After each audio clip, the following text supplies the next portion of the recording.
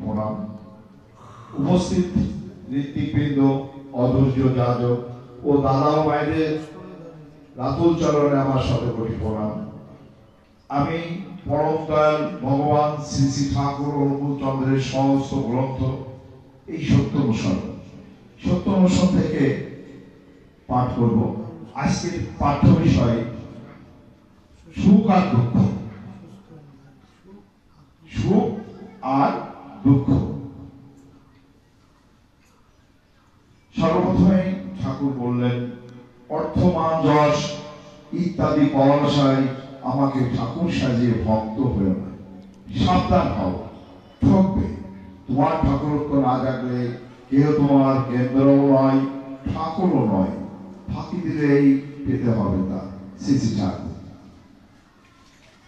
যাতে হৃদয়ে দুর্বলতা আসে, ভয় আসে, তাতেই আনন্দের ঘাটতি, আর তাই দুঃখ। অসৎ আসক্তি থেকে ভয়, শোক ও দুঃখ আসে। অসৎ পরিহার করো, সতে আস্থাবান হও, প্রাণ পাবে।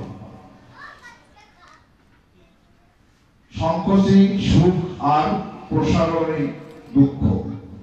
দুঃখ কারো প্রকৃতিগত নয়, তাকে ইচ্ছা করলেই তাড়িয়ে দেওয়া যেতে পারে। কারণ দুঃখের কারণ হলো না, কেউ তোমার দুঃখের কারণ হবে না।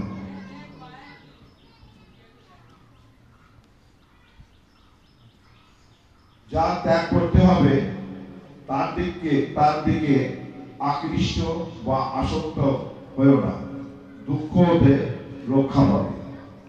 চাওয়াটা না পাওয়াই দুঃখ, কিন্তু কিছু কেউ না, সব অবস্থায় রাজি থাকো। দুঃখ তোমার কি করবে? পরম পিতার কাছে প্রার্থনা করো, তোমার ইচ্ছায় মঙ্গল।